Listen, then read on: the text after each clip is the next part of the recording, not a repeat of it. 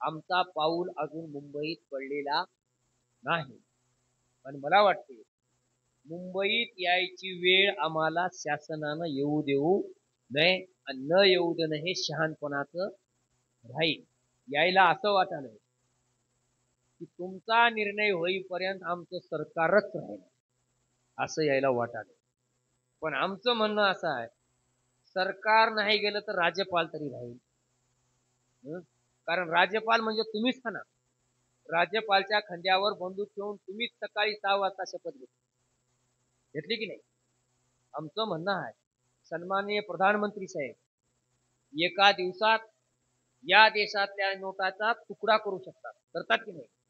आज रात 12 बजे तक 1000 रुपये की नोट रद्दी हो जाएगी, करू शकता ना.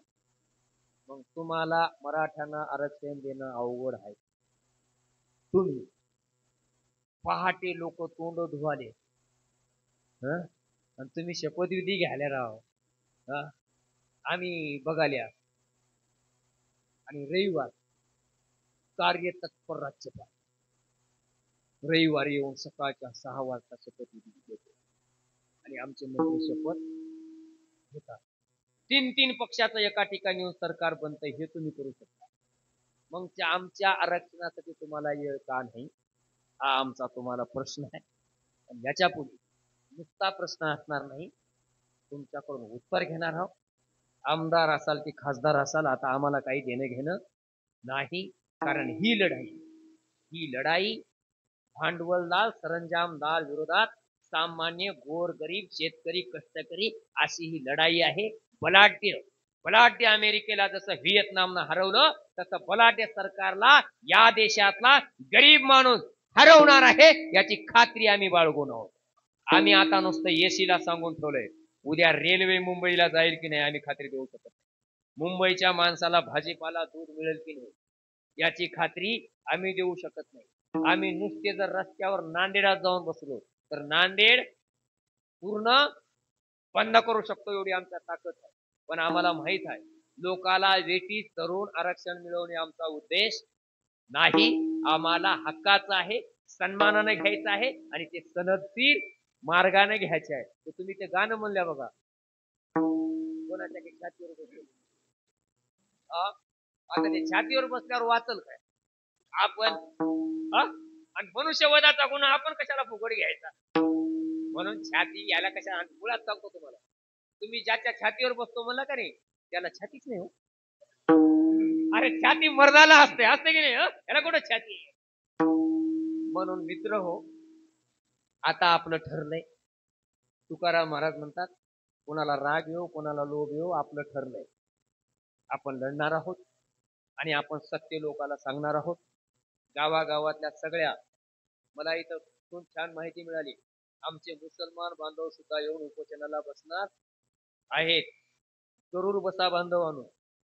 तुमच्यावर ज्या वेळेला येईल त्यावेळेला मराठा म्हणून आमचे सगळे बांधव तुमच्या सोबत असतील. तुम्ही आम्ही एका विचाराचे आहोत, एका मातीचे आहोत. कारण ज्या ज्या वेळेला या देशावरती संकट आलं त्या वेळेला तुम्ही आम्ही आणि एका ताकदीनं आपण लढलोय. मला माहित आहे, छत्रपती शिवाजी महाराजांचं अस्सल आणि ओरिजिनल असणारं चित्र एका मीर महमद नावाच्या मुसलमानानं काढलं आणि म्हणूनच ते आम्हाला शिवाजी महाराज बघायला मिळालेलं आहे. ते तुमचे आमच्यावर उपकार आम्ही नाही विसरू शकत. आलं लक्षात?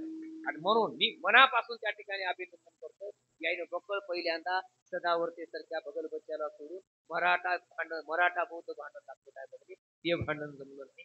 पुन्हा त्या ठिकाणी मुसलमानासंग भांडण लागते काय, ते बघले, ते जमलं नाही. आता सगळ्या लोकांना कळालंय की आपला दुश्मन कोण आहे ते. मला एकानं कॉल केला, त्यानं म्हणला की तुमच्यासाठी मराठ्यासाठी सरकारनं काय काय केलंय हे मी तुम्हाला सांगू का. मी म्हणजे तू कोणाचा कार्यकर्ता आहे? त्यानं मला शिव प्रतिष्ठानचा संभाजी भिडेचा कार्यकर्ता आहे. मला दिशा कळाली. मी मला ते 32 मन सोन्याचा हिशोब कुठं आहे सांग.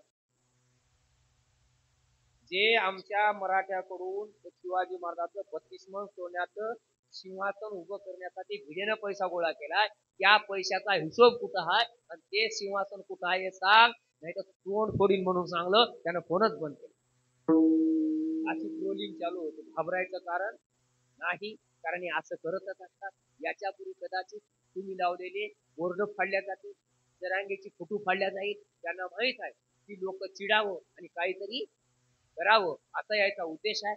मराठी अजून शांत कशी, त्यांना प्रश्न पडलाय. आणि आम्हाला माहित आहे शांततेची ताकद आहे ती क्रूरपणात नाही. आम्ही शत्रूला लढवतो. शस्त्रबळावरच्या लढाईपेक्षा त्या ठिकाणी बुद्धिबळाची लढाई अतिशय महत्वाची असते. आणि म्हणून तुकाराम महाराज म्हणाले, तुका म्हणे येते खऱ्याचा विकरा न सरती येरा खोट्या परी.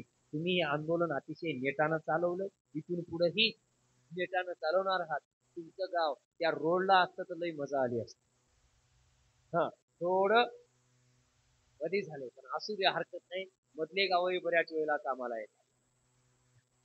येतात की नाही. कधी मोठा माणूस कामाला येते, कधी छोटा माणूस कामाला येते. जरांगे साहेबाचं पाटलाचं वजन किती आहे? 35 किलो. शाबास, 35 किलो वजनाचं महत्व काय असतं भुजबळाला नाही कळायचं. म्हणून सांगतोय, शिवाजी महाराज ज्या वेळेला नाही कुतुबशहाला भेटायला गेले, त्यावेळेला कुतुबशहानं शिवाजी महाराजाला विचारलं, तुमच्याकडे हत्ती किती आहे? शिवाजी महाराज म्हणजे माझ्याकडे एकही हत्ती नाही.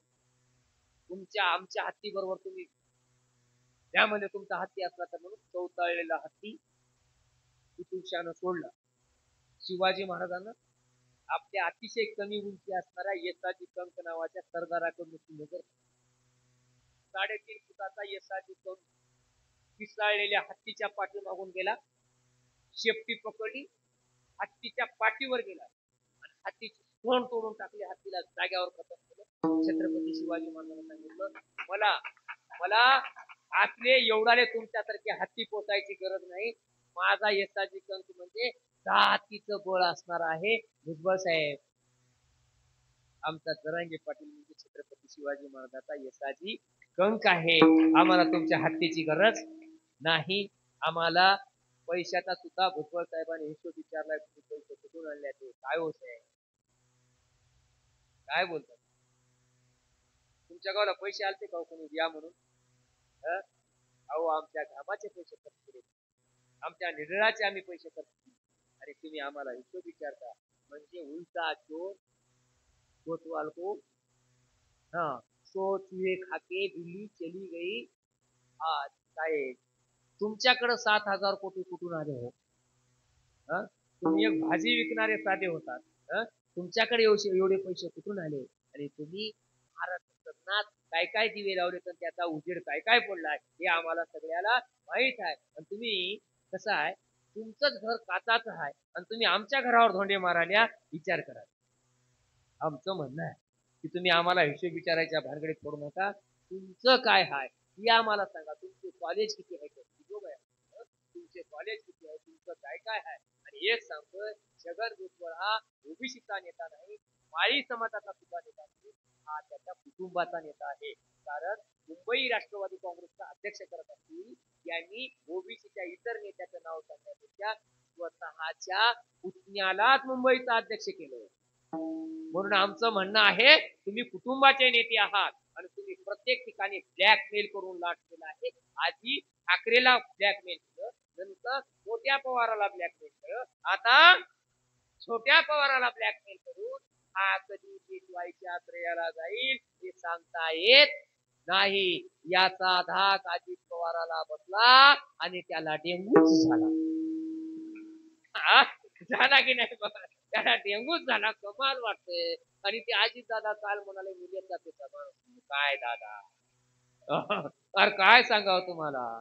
ज्या ज्या वेळेला महाराष्ट्रावर संकट येते त्या त्या वेळेला तुम्ही एकतर नॉट रिचेबल राहता, नाहीतर काय राहते, तर बिमार पडतो. पडता की नाही? अरे समाज इकडं बिमार पडलाय. मी त्या राजेश टोपेचं अभिनंदन करतो मनापासून. कारण पाय बिमारण हा माणूस कामात होता. माझा काय तो सोयरा नव्ह, बरं आपलं ठरलंय, श्रीमंत आपला कोणी सोयरा नाही. कसं आहे, शिवाजी महाराज काय केले, तुम्ही काय केले. म्हणून आमचं म्हणणं आहे साहेब, मी मागच एका कीर्तनात सांगतो, तुमच्या पुराणात जरूर तुम्ही खासदार करा, जरी त्याला मराठी येत नसेल तरी त्याला खासदार करा. आमचं काही म्हणणं नाही हो, पण आमच्याही पोराला आरक्षण द्या ना. आम्ही काय मागतोय, आमच्याही पोराला आरक्षण द्या. आणि नाही असेल तर आम्ही तुमचा बारामती जो पूर्ण केल्याशिवाय सोडणार नाही. आम्ही ठरवलंय. कारण तुम्ही ठरवलं असेल, आम्ही ठरवलंय. ते म्हणतात गरीबाला धक्का लागू देऊ नये. आम्ही म्हणतात पवार साहेब उद्या सुप्रिया ताई उभा टाकल्या की तुम्ही म्हणा की माझी सुप्रियाला निवडून दिलं तर गरीबाला धक्का बसते, म्हणून माझ्या सुप्रियाला निवडून देऊ नका. सोपं आहे गणित, आहे का नाही? काय सोपं गणित आहे. आणि म्हणून मित्र हो, आता आपल्याला ही लढाई फक्त नेत्यानं लढवायची.